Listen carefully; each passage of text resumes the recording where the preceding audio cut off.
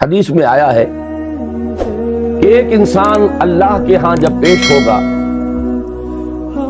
تو جو تحفہ یا ہدیہ وہ خدا کی خدمت میں پیش کر سکے گا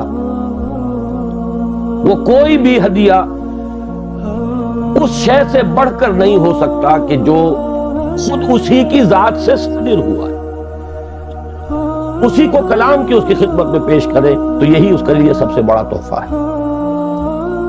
اس لیے یہ آتا بھی ہے کہ اللہ تعالیٰ میدان حشر میں فرمائے گا جو قرآن مجید کے پڑھنے والے، حقیقی معنی میں پڑھنے والے، ان سے کہا جائے گا کہ تم پڑھتے چلے جاؤ اور تمہارا آخری مقام، تمہارے درجات بلند ہوتے چلے جائیں گے، آخری آیت جو تم پڑھو گے اسی کے مطابق تمہارا درجہ بلند ہوگا۔ اس اعتبار سے سورہ رحمان میں ہے الرحمن علم القرآن، رحمان کی رحمانیت کا مظہر اتم قرآن ہے، اس کی رحمت کا سب سے بڑا مظہر قرآن ہے۔ لیکن ایک عظمت ہے افادیت کے اعتبار سے، انسانوں کے لیے یہ کس کس پہلو سے مفید ہے،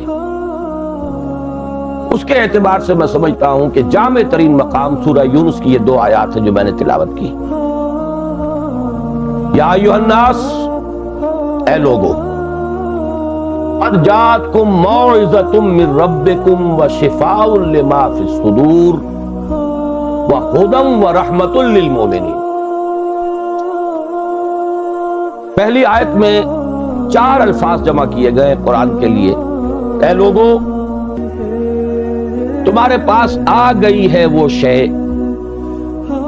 جو موعظہ بھی ہے، نصیحت، باعث سے بنا ہے لفظ، موعظۃ وشفاء لما فی الصدور، اور جو کچھ سینوں میں روگ ہیں ان کا مداوا، ان کی شفا، ان کا معالجہ، وہدی، اور ہدایت، رہنمائی، ورحمۃ للمؤمنین، اور رحمت اہل ایمان کے حق میں۔ اس کے بعد فرمایا، میں ان 4 الفاظ کی شرح بعد میں کروں گا، لیکن دوسری آیت کا مفہوم بھی سامنے آ جائے تو اس پہلی آیت کی عظمت جو ہے وہ نکھر کر سامنے آئے گی۔ قل بفضل اللہ وبرحمتہ، اے نبی ان سے کہہ دیجئے یہ اللہ تعالیٰ کے فضل اور اس کی رحمت کا مظہر ہے کہ اس نے یہ کلام نازل فرمایا۔ فبذالک فلیفرحوا، تو چاہیے کہ اس پر خوشیاں منائیں، جشن منائیں کہ اللہ کا یہ فضل اور اللہ کی یہ رحمت ہمارے شامل حال ہوئی، ہمیں عطا ہوئی۔ ہوا خیر مما یجمعون، یہ ان تمام چیزوں سے زیادہ قیمتی اور بہتر ہے جو یہ جمع کرتے، دولت، مال و اسباب، آسائشوں کا ساز و سامان، راحت کی مختلف چیزیں جو بھی انسان جمع کرتا ہے۔ ہوا خیر مما یجمعون، ان تمام چیزوں سے جنہیں یہ جمع کرتے ہیں، جن کی قدر و قیمت کا ان کے قلب پر کوئی نقش ہے، ان سب سے کہیں بہتر، کہیں قیمتی، کہیں وقی، کہیں زیادہ قابل قدر شے یہ۔ خوشی منانی ہو تو اس پر مناؤ، جشن منانا ہو تو اس کا مناؤ۔ اب آئیے پلٹ کر ان 4 الفاظ کے اندر ایک بڑا گہرا معنوی ربط ہے۔ عام طور پر آپ دیکھتے ہیں قرآن مجید اپنے لیے ایک ہی لفظ استعمال کرتا ہے، ہدی۔ الف لام میم ذالک الکتاب لا ریب فیہ ہدی للمتقین، اصل شے ہدایت ہے، رہنمائی۔ ابھی رمضان مبارک کی آمد آمد ہے، اس کا جو ذکر ہے سورہ بقرہ ہی میں، شہر رمضان الذی انزل فیہ القرآن ہدی للناس وبینات من الہدی والفرقان۔ لفظ ہدایت کو 2 مرتبہ ایک ہی آیت میں دہرایا، لوگوں کے لیے ہدایت و رہنمائی، اور ہدایت بھی بالکل روشن، مبرہن، بینات، ایج پیچ نہیں، کوئی معمے حل نہیں کرائے گئے، کوئی منطق کی پیچیدگیوں میں نہیں الجھایا گیا۔ تو اصل تو ہے ہدایت اور رہنمائی، لیکن یہ مقام اس اعتبار سے بڑا منفرد ہے کہ اس سے پہلے 2 الفاظ لائے، اس کی حکمت کی طرف متوجہ کر رہا ہوں۔ جیسے کیونکہ میں بھی کبھی طبیب تھا، ڈاکٹر تھا، اس حوالے سے یہاں کئی میرے سابق میرے اعتبار سے ہم پیشہ حضرات یہاں موجود ہیں، انہیں معلوم ہے کہ اعلیٰ سے اعلیٰ دوا ہو، جذب ہو جسم میں، تبھی تو مفید ہوگی۔ بڑی سے بڑی بات، اعلیٰ سے اعلیٰ کلام، عمدہ سے عمدہ ہدایت، بہترین سے بہترین حکمت،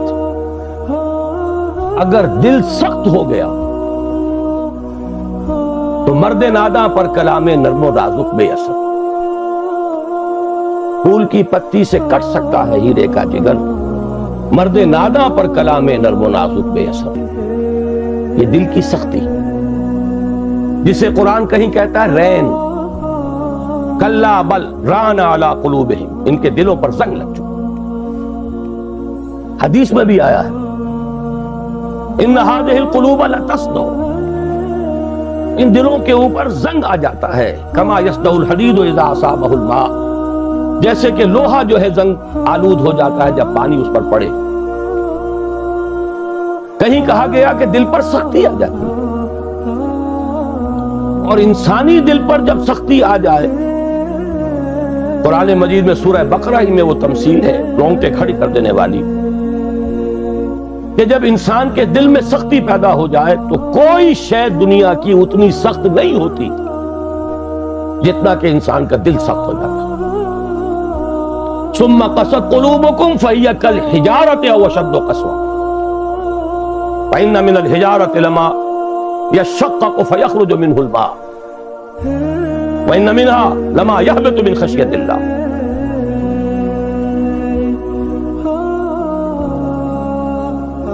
مجھے صحیح الفاظ اس وقت یاد نہیں ہے، لیکن یہ کہ تمثیل یہ ہے، بنی اسرائیل سے خطاب کر کے کہا جا رہا ہے، مذہبی لوگ، کہ تمہارے دل اس کے بعد سخت ہو گئے، اور ایسے سخت کہ پتھروں سے بھی زیادہ سخت۔ پتھروں میں تو وہ بھی ہے جو شک ہو جاتے ہیں، پانی نکل آتا ہے، چشمہ پھوٹ بہتا ہے، ان میں وہ بھی ہیں جو اللہ کی خشیت سے گر پڑتے ہیں۔ لیکن انسان کے دل پر اگر یہ سختی آ جائے تو اب پہلی ضرورت ہے دل کو نرم کرنے کی، اور اس دل کو نرم کرنے کے لیے ضرورت ہے واعظ کی۔ وہ واعظ کے جو آج ہمارے ہاں بڑی ہی تحقیر والی بات بن گئی ہے، واعظ ہو رہا ہے، یعنی واعظ کوئی عمدہ شے نہیں ہوتی، واعظ کوئی اعلیٰ شے نہیں ہے، کوئی عقلی باتیں ہو، کوئی ریشنل اپروچ ہو، کوئی منطقی بات ہو۔ واعظ کے بارے میں تو بڑے ہی ایک استحقار کے انداز میں کہا جائے یہ واعظ فرما رہے ہیں، حالانکہ واقعہ یہ ہے کہ واعظ کی بڑی ضرورت ہے۔ دل نرم ہوگا تبھی وہ جذب ہوگا، کلام اس میں داخل ہوگا۔ آپ کو معلوم ہے وہ زمین جس کے اوپر کتا جاتا ہے سخت، اتنی بارش برس جائے وہ پانی ادھر ادھر چلا جائے گا، جذب ہوگا ادھر، لہذا اس کی کوئی فائدہ نہیں۔ تو سب سے پہلی شے ہے دل کو نرم کرنے والی۔ ایک حدیث میں اس کا نقشہ کھینچا گیا ہے، ایک مرتبہ حضور نے واعظ فرمایا، خطبہ دیا، جس کے بارے میں الفاظ آتے ہیں کہ جس سے دل لرز اٹھے اور آنکھوں سے آنسوؤں کے چشمے جاری ہوئے۔ صحابہ نے عرض کیا کہ حضور معلوم ہوتا ہے کہ یہ تو کوئی آپ جیسے کہ یہ کلام آپ کا جیسے کسی کو وداع کیا جا رہا ہو، رخصت کیا جا رہا ہو، کوئی ایسی بات ہے تو مزید وصیت فرمائیے، مزید نصیحت فرمائیے۔ تو واعظ کی اپنی جگہ بڑی اہمیت ہے، واعظ قابل حقارت شے نہیں ہے، انسان میں عقل ہی نہیں ہے، جذبات بھی ہے، جذبات کو خود ایک غذا کی ضرورت ہے، بلکہ انسانوں کی عظیم اکثریت جذبات ہی کی راہ سے اپروچ کی جا سکتی ہے۔ وہ ایک بڑی ہی مائنیوٹ مائنورٹی ہوتی ہے جنہیں آپ انٹلیکچوئلز کہیں، انہیں تو واقعتاً ان کی مجبوری بھی ہے کہ ان پر واز اثر انداز نہیں ہوتا.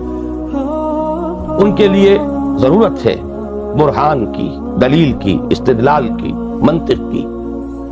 لیکن عظیم اکثریت انسانوں کی اس کے اندر جذبات اور اس جذبے کو اپیل کرنے والی شے.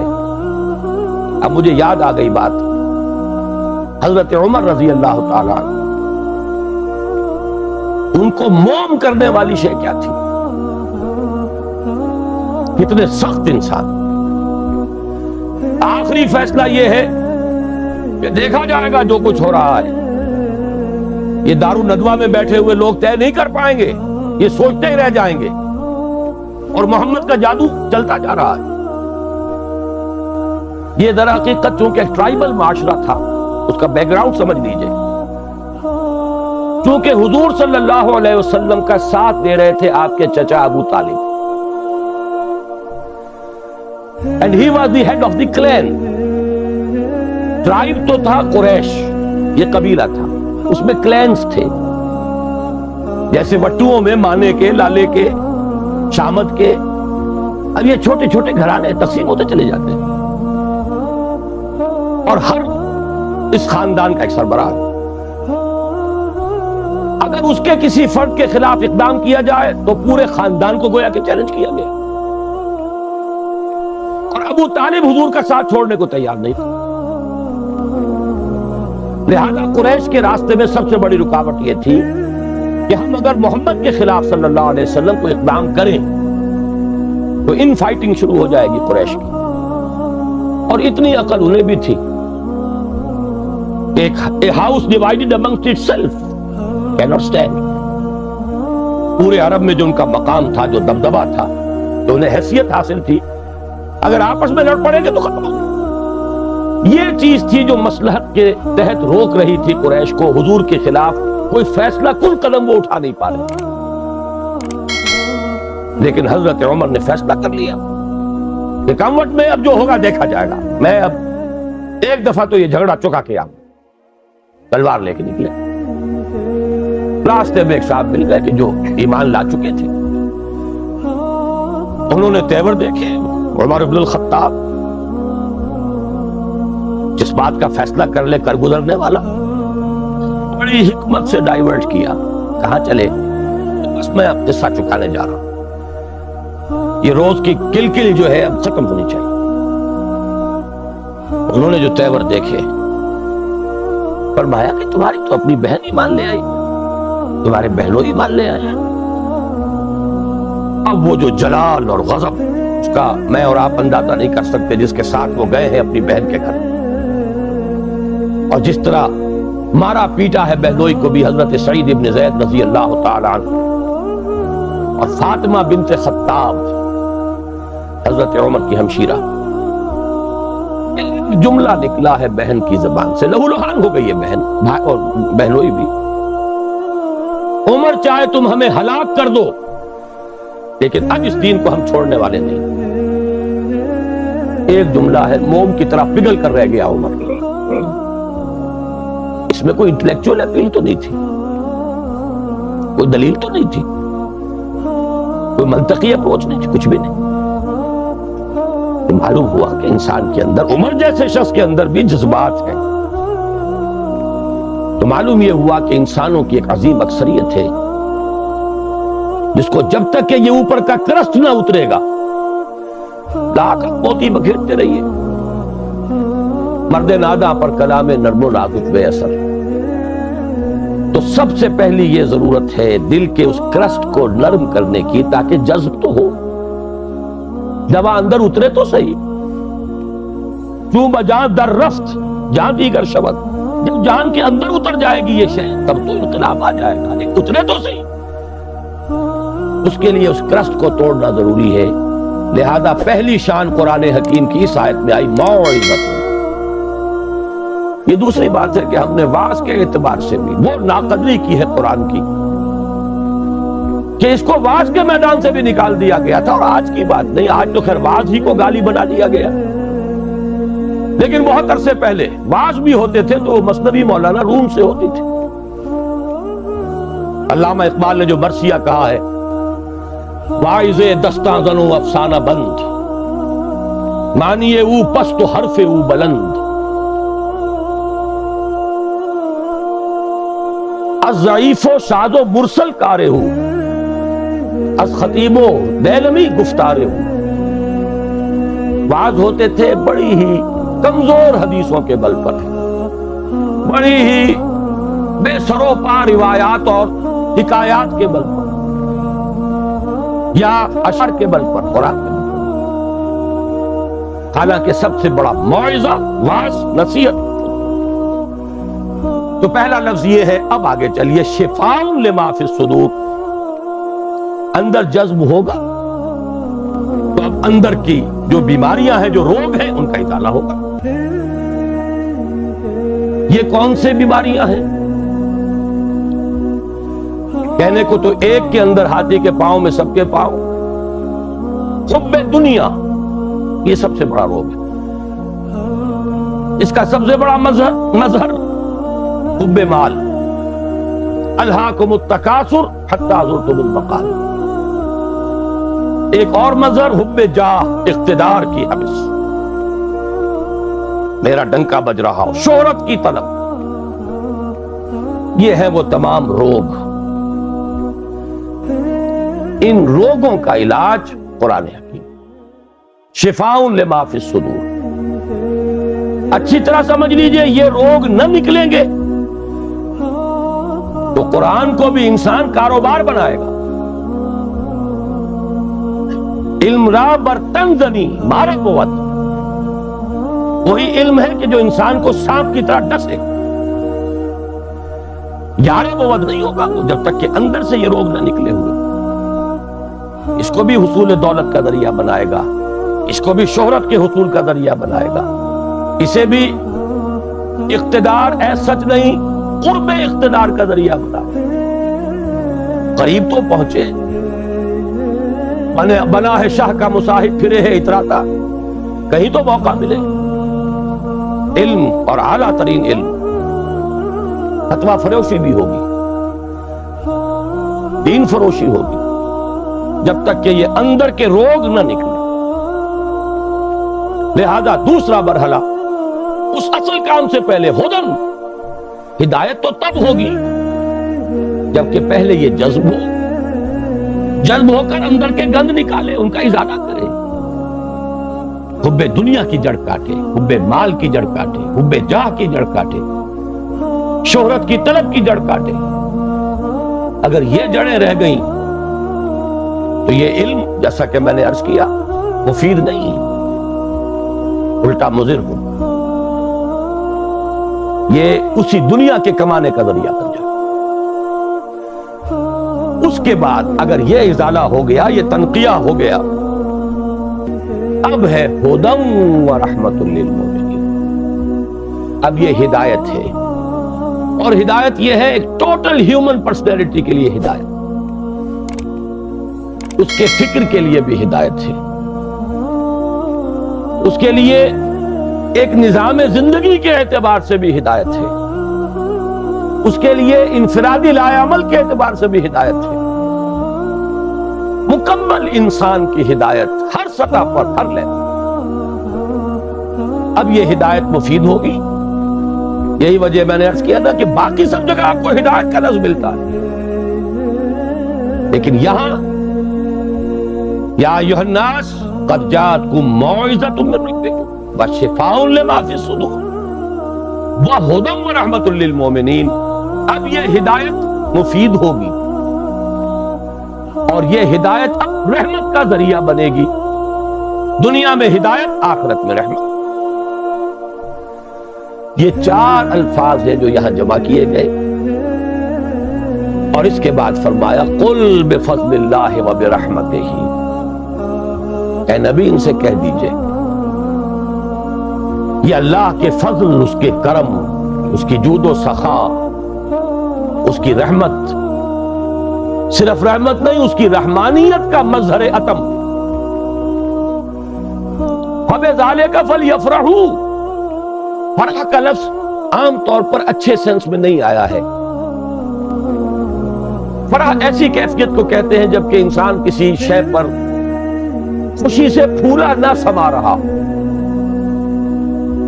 یہ فے سے شروع ہونے والے اکثر الفاظ جو ہیں وہ پھٹنے اور پھاڑنے کے مفہوم میں آتے ہیں. فرق، فلق، یہ تمام الفاظ جو ہیں فرح، آدمی خوشی سے پھٹا پڑ رہا، جامے سے باہر ہو رہا، پھولے نہیں سما رہا، اس لیے یہ اچھے سینس میں نہیں آتا. لیکن یہاں فرمایا اگر خوشیاں منانی ہی ہے، اترانا ہی ہے، بنا ہے شاہ کا مصاحب پھرے ہے اتراتا، اترانا ہے تو اس پر اتراؤ، جشن منانا ہو تو اس کا مناؤ، خوشیاں منانی ہو تو اس پر بناؤ. قل بفضل اللہ وبرحمتہ فبذلک فلیفرحوا هو خیر مما یجمعون. ایک بات رہ گئی ہے بیچ میں، اشارہ کر دوں. میں نے جیسا کہ عرض کیا تھا موعظہ کے اعتبار سے بھی ہم نے قرآن کو، اب کیا کہوں لفظ تو بہت سخت آ رہا تھا لیکن قرآن مجید کے خیال سے رک گیا. کم سے کم یہ کہ متروک تو کر ہی دیا. اس سے آگے تزکیہ نفس، اس میں تو سرے سے اس کا کوئی دخل ہی نہیں. اس کے لیے تو کچھ اور اذکار ہوں گے، کچھ اور مراقبے ہوں گے، کچھ اور میڈیٹیشنز ہوں گی، کچھ اور ریاضتیں ہوں گی، کچھ اور تپسیائیں ہوں گی، کچھ اور آسن لیے جائیں گے ادھر سے ادھر سے، کہیں جوگیوں سے اور کہیں نو افلاطونی، نیو پلیٹونزم، افلاطونی نظریات، نو افلاطونی نظریات. یہ ہے کہ جو ہمارے ہاں تزکیہ نفس کے لیے بورو کی گئی ہیں. حالانکہ شفاء لما فی الصدور قرآن کہہ رہا، خود قرآن اندر کے سارے گند دھونے والا، اندر کے سارے روگ ان کا ازالہ کرنے والا بھی قرآن. وَنُنَزِّلُ مِنَ الْقُرْآنِ مَا هُوَ شِفَاءٌ وَرَحْمَةٌ لِّلْمُؤْمِنِينَ وَلَا يَزِيدُ الظَّالِمِينَ إِلَّا خَسَارًا. ہم اتار رہے ہیں اس قرآن میں سے وہ شے جو شفا ہے اور رحمت ہے اہل ایمان کے حق میں، لیکن ظالموں کے لیے خسارے ہی کا اضافہ کرتا ہے. وہ ظالم کون ہے؟ جن کے اندر وہ روگ ہے باقی. تو اس کے لیے بھی علامہ اقبال نے کہا صوفیوں کا حال، صوفیے پشمینہ پوشو حال مست، از شراب نغمہ قوال مست، آتشت شیر عراقی در دلش، در نمی سعادت بقرآن محفلش. پشمینہ پوش بھی ہے، حال مست بھی ہے، قوال سے وجد آ رہا ہے، قوالی سے حال. از شراب نغمہ قوال مست، آتشز شیر عراقی در دلش. عراقی کا شعر ہو، حافظ کا شعر ہو، اندر محسوس ہوتی ہے. در نمی سعادت بقرآن محفلش، اس کی محفل میں قرآن بار نہیں پا سکتا، قرآن سے سروکار نہیں. دونوں اعتبارات سے ہم نے قرآن کو ثابت کیا، خارج البلد کیا. اس سے زیادہ سخت لفظ زبان پہ لا نہیں سکتا. بہرحال یہ ایک ہدیہ تھا جو میں نے آج آپ کے لیے طے کیا کہ پیش کروں. اب اس کے حوالے سے آگے مولانا رومی کا ایک شعر عرض کر دوں کہ ای قدر گفتیم باقی فکر کو. ہر دفعہ وہ ساری کتھا جو ہے دہرانے کی ضرورت نہیں ہے، اتنا کچھ عرض کر دیا گیا. اب آگے غور کیجئے، سوچئے، فکر کو. ہم کیا کر رہے ہیں؟ اس قرآن کا مقام ہم نے کیا سمجھا ہے؟ اس قرآن سے ہمارا تعلق کس نوعیت کا ہے؟ بآیات اشترا کار جزئی نیست کہ از یاسین او آسا بمیری. اس قرآن کی آیات سے تمہارا یہی سروکار رہ گیا ہے کہ عالم نظام سورہ یاسین سنا دو. جان آسانی سے نکل جائے، مشکل جو ہے مرحلہ آسان ہو جائے۔ یہ صرف ایصال ثواب یا حصول ثواب کا ایک آلہ بن گیا۔ کیا کر رہے ہیں اس قرآن کے ساتھ؟ اس کی قدر و قیمت کا کیا اندازہ ہم نے کیا؟ بہرحال جو بھی ربع صدی لگائی ہے آپ کے شہر لاہور میں، سن 65 میں منتقل ہوا تھا، یہاں 90 آ گیا ہے، اب تو ربع صدی میں تو کوئی کمی نہیں رہی۔ اور پہلی جو 2 تقریریں کی تھی مسلمانوں پر قرآن مجید کے حقوق، سوچو صدر ایوب کا دور تھا، جشن منایا گیا تھا 1400 سالہ جشن نزول قرآن، اور وہ بھی اصل میں ایک بڑی یوں سمجھیے کہ ہوشیاری کا کام تھا۔ بہت قسم کے جشن منتے تھے، جشن مہران، جشن فلاں، رقص و موسیقی، تو انہوں نے سوچا کہ مولویوں کو بھی رشوت کے طور پر ایک جشن دے دو، الاٹ۔ 1400 سال ہو گئے، لہذا قرآن کو سونے کے تار سے لکھو، ایک تو یہ کام، اور دوسرے یہ کہ قرات کی محفل منعقد کرو۔ یہ جشن تھا، اس کے حوالے سے میں نے بات کی تھی کہ ہوش میں آؤ، قرآن اس لیے نازل نہیں ہوا۔ جب یہ موعظہ تھا، جب یہ شفاء لما فی الصدور تھا، جب یہ ہدی للناس تھا، جبکہ یہ موجب رحمت تھا، پورا قرآن بھی لوگوں کے پاس نہیں تھا۔ کہیں پرزوں پہ لکھی ہوئی صورتیں، کہیں اونٹ کے شانے کی ہڈی پر سکیپولا پر لکھی ہوئی کوئی صورت، شاذ کسی کو کاغذ دستیاب ہوتا تھا،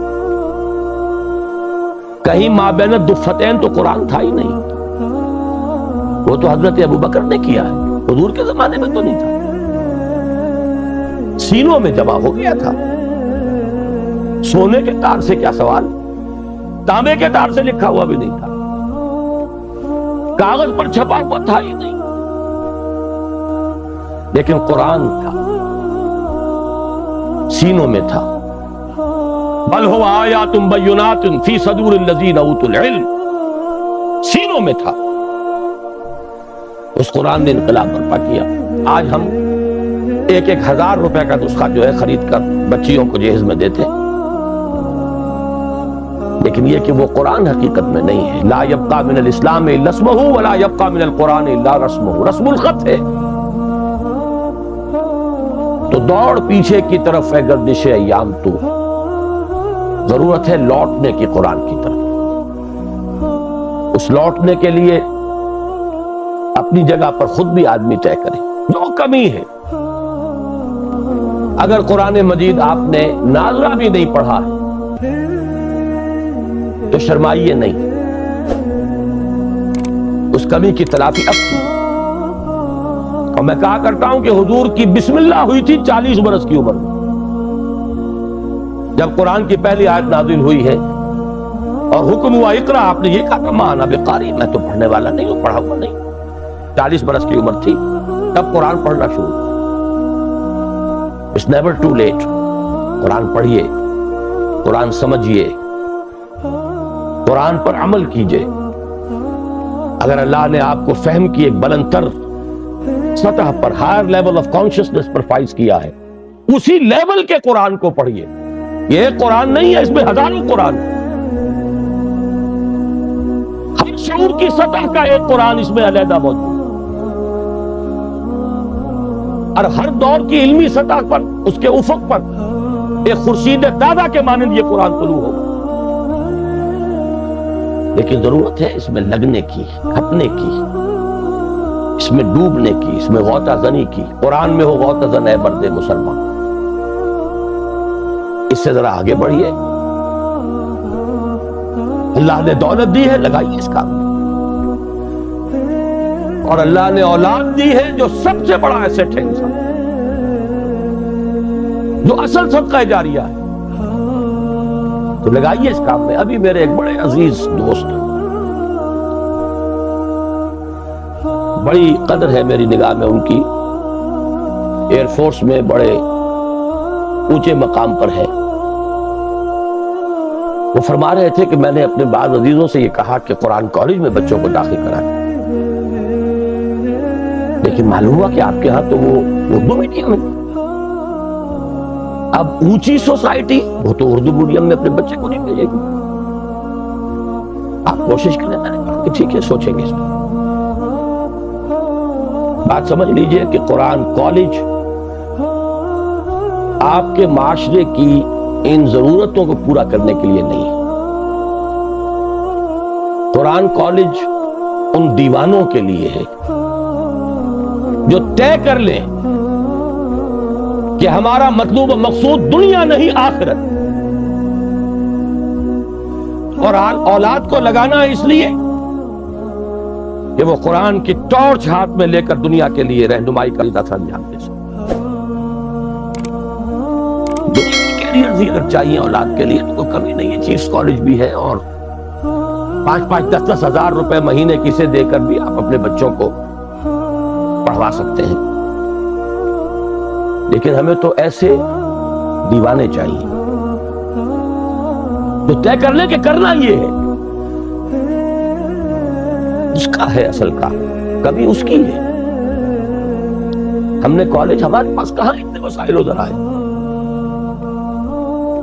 کئی مرتبہ خیال آیا، میرے اپنے احباب کہتے رہے کوئی اعلیٰ درسگاہ جس میں کہ اونچے لوگ بھی آئے۔ میں کہتا ہوں صحیح ہے، آپ کی ضرورت، آپ کا خیال درست ہے، ہمیں کیٹر کرنا چاہیے اس لیول کی بھی ضرورت کو، ورنہ وہ جاتے ہیں، دلائل ہے، کیتھیڈرل میں جائیں گے، فلاں جگہ جائیں گے، وہاں جائیں گے، تو آپ کیوں نہیں اس طرح کا مدرسہ کرتے؟ میں نے کہا کوئی کرے، مجھے اعتراض نہیں، مل کے میری آشیرواد حاصل ہوگی، میرا تعاون ہوگا،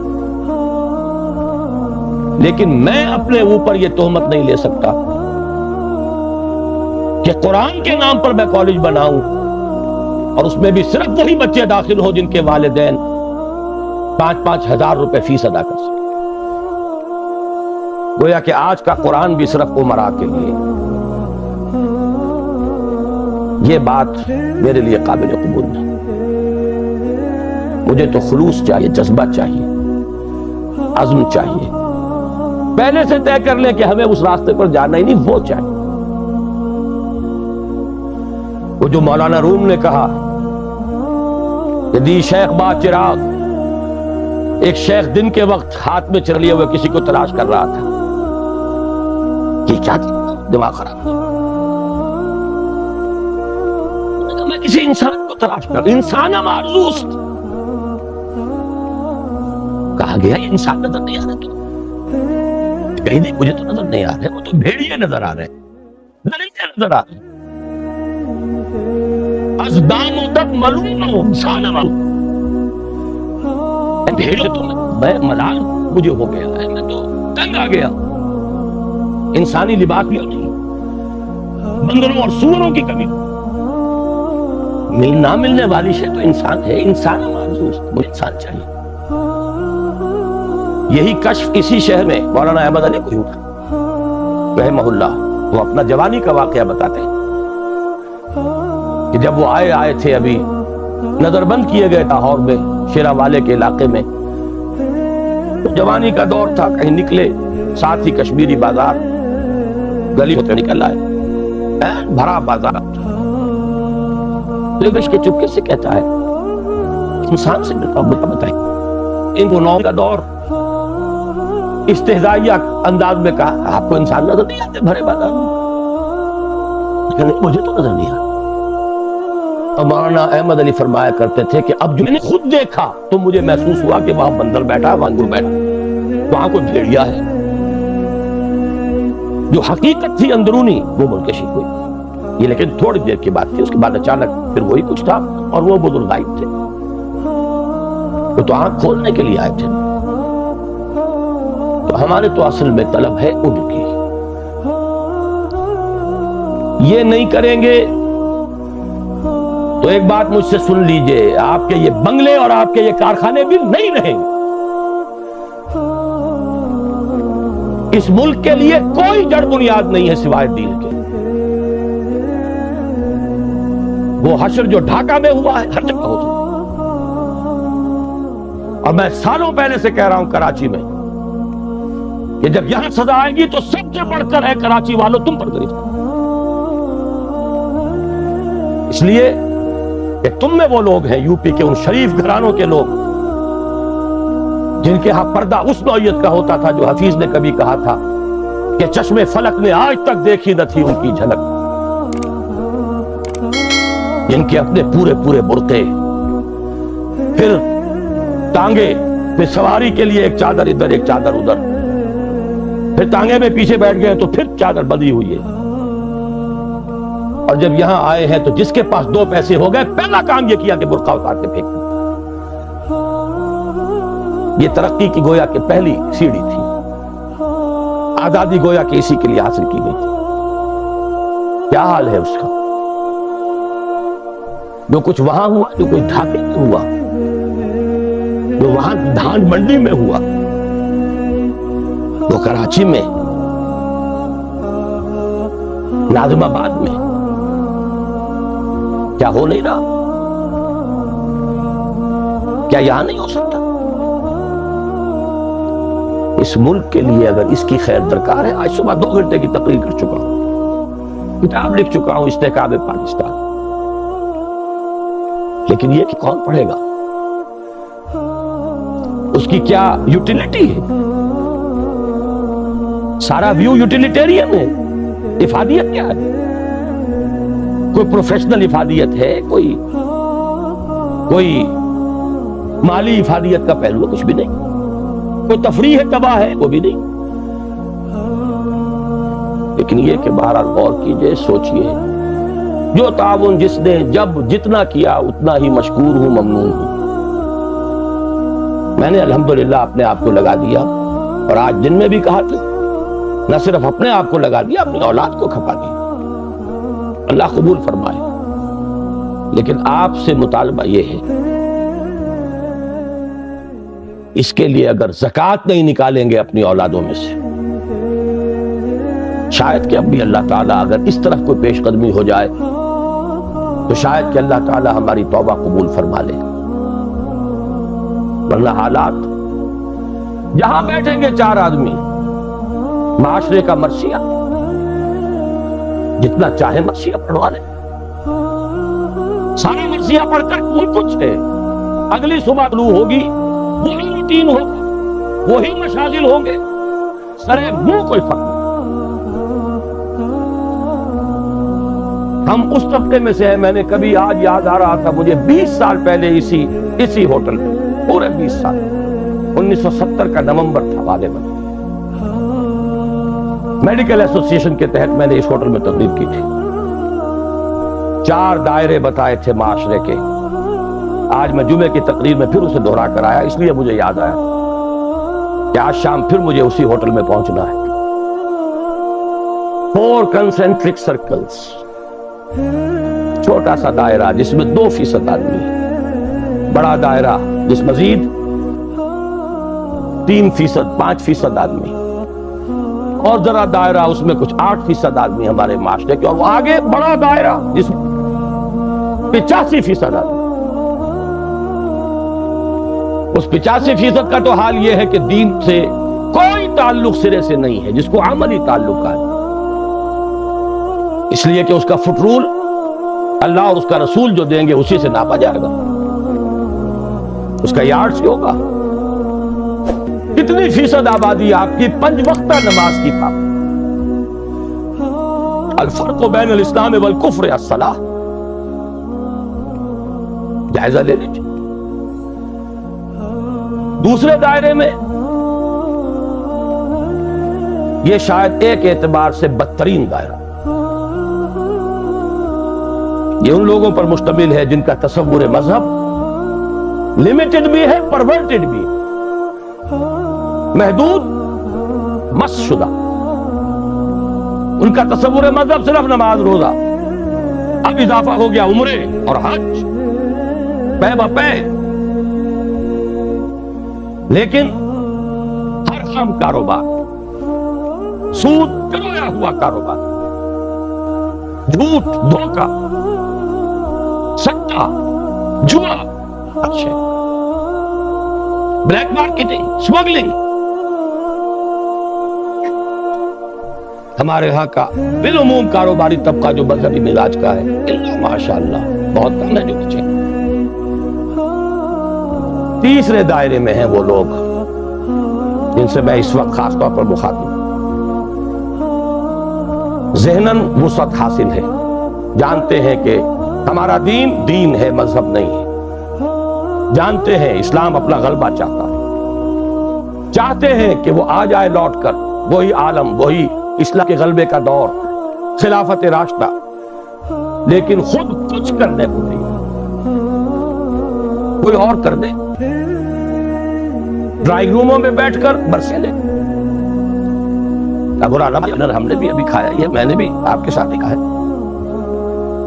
اس کا کچھ رنج اور غم کا اظہار ہو جائے، خود کچھ نہیں کرتا. اپنا دھندا، اپنا کاروبار، اپنا کارخانہ، اپنا پیشہ، ساری توانائی، ساری طاقت، ساری قوت کار اس کے لیے ریزرو.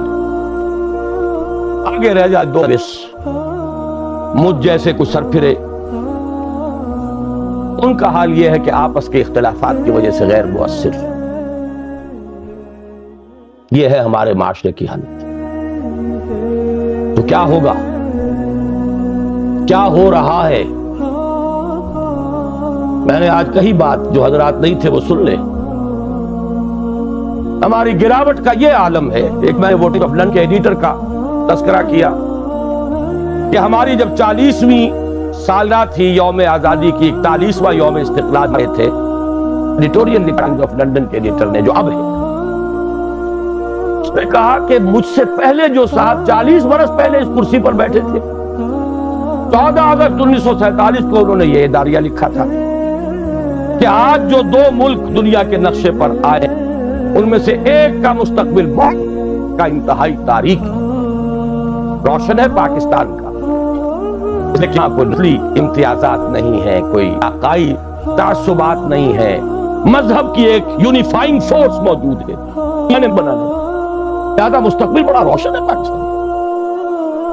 جبکہ انڈیا 100 طرح کے اختلافات، مناقشات، صبات، کوئی شے بھی انہیں جوڑنے والی ہے. اب موجودہ ایڈیٹر لکھتا ہے کہ میں جب دیکھتا ہوں تو صورت بالکل برعکس ہے. وہ مستقبل آگے بھی حال ڈاما ڈول، جسے وہ کہہ رہے ہیں کہ بہت تاریخ مستقبل تم سپر ہوں گے. ہمارے یہاں قرآن کانفرنس میں شروع کی قرآن کا سیکٹر تھی، میں بھول رہا ہوں نام، جو ہیڈ آف دی ڈپارٹمنٹ تھے یہاں فلسفے میں، جو بعد میں بڑے ہوئے ہیں، مظفر خواجہ غلام صادق صاحب. وجود مصدقہ پر ایک مقالہ انہوں نے پڑھا کہ اگر کوئی شخص اندازہ کرنا ہے کہ میرا پرسنالٹی میری ہے یا نہیں، تو پہلے اسے اپنی آنکھ سے خود اپنے آپ کو دیکھنا ہوگا، پھر لوگوں کی آنکھ سے اپنے آپ کو کیا دیکھ رہے ہیں، پھر اللہ کی آنکھ سے اپنے آپ کو دیکھیں، اللہ کی نگاہ میں کیا ہوں. تین تب وہ ایک اوتھینٹک پرسن ہوگا. یہ دنیا جو آپ کو کہہ رہی ہے Pakistan is still in search of an identity. Pakistan is at the verge of balkanization. دوسری گواہی میں نے پیش کی، یہ صرف کہ آج ہمارا متحد الخیال ہوئی ہے صرف اس بات پر. دیکھنا کشمیر کے بارے میں کوئی غلط حرکت کا وہ دن ہوئے جب مکہ دکھایا جاتا. ابھی آپشن بھی یہ دوسری باتیں کچھ رمیش بھرتتے ہیں، کچھ اور کہتے ہیں، دوسرا کچھ اور کہتے ہیں. اس میں جہاد، جنگ اور قتال کی بات کرتے ہیں، اس میں حکومت پر ہمارا پورا اطمینان.